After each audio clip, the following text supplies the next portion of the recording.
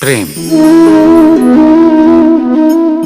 আড়াই অক্ষর, মাত্র আড়াই অক্ষরের এই শব্দ প্রেম, এর মধ্যে ত্রিলোকের এবং সমগ্র ব্রহ্মাণ্ডের বীজ নিহিত আছে। এমন কি আছে যা এই প্রেম করতে পারে না? যেখানে শক্তি এবং বিদ্যা প্রয়োগ করে আপনি কিছুই করতে পারবেন না, সেটাও প্রেম দ্বারা অর্জন করা সম্ভব। প্রেম চাইলে পাথরেও ফুল ফোটাতে পারে। প্রেম চাইলে ন্যাড়া পাহাড়ের বুক চিরে নদীপথ তৈরি করতে পারে। চাইলে নিরক্ষর ব্যক্তিকে সংসারের শ্রেষ্ঠ জ্ঞানী করে তুলতে পারে।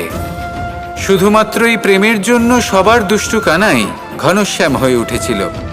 শুধুমাত্র এই প্রেমের টানেই ত্রিলোকের স্বামী দ্বারকাধীশ নির্ধন সুদামার পদসেবাও করেছিলেন। এই প্রেম হলো সংসারের সবথেকে বড় শক্তি। এই সংসারের আধার হলো প্রেম। এমন কিচ্ছু নেই যা এই প্রেমের পক্ষে সম্ভব নয়। যেখানে বিদ্যা এবং শক্তি সাহায্য করতে পারে না, সেখানে এই প্রেম আপনাকে জয়ী করে দিতে পারে।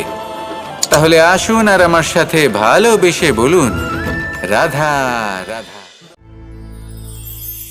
এই যে সূচ দেখছেন, এর স্বভাব হলো গেঁথে যাওয়া। আর যদি এটা গেঁথে যায় তাহলে এটা যন্ত্রণা দেবে। আর এটা হলো সুতো। যদি এই সুতোটা কোনো ঘুড়ির সাথে বেঁধে দেওয়া হয় এবং এই ঘুড়িটা ওড়ানো হয়, তাহলে অন্য কোনো ঘুড়ির সুতো কাটতে এটা সাহায্য করতে পারে। কিন্তু যদি সূচ আর সুতো এই দুইকে একসাথে জুড়ে দেওয়া হয়, তাহলে এটা বস্ত্র নির্মাণ করতে পারে, কোনো জিনিস জুড়তে কাজে লাগতে পারে। এটাই হলো সংগঠনের শক্তি। যদি আপনি একত্রিত হতে পারেন আর একটি দিশায় অগ্রসর হন, তাহলে নেতিবাচক শক্তিও ইতিবাচক শক্তির রূপ ধারণ করতে পারে। এই সংসারে প্রত্যেক দিন নতুন কিছু সৃজন হচ্ছে। কিছু মানুষ একত্রিত হন, কিছু নতুন নির্মাণ করেন।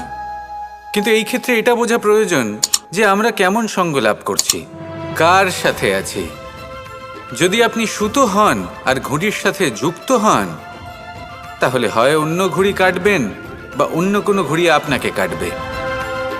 কিন্তু যদি আপনি সুতো হন আর সূচের সাথে যুক্ত হয়ে যান, তাহলে আপনি নির্মাণ করতে পারবেন, জোড়ার কাজ করতে পারবেন, শ্রেষ্ঠ কর্ম করবেন।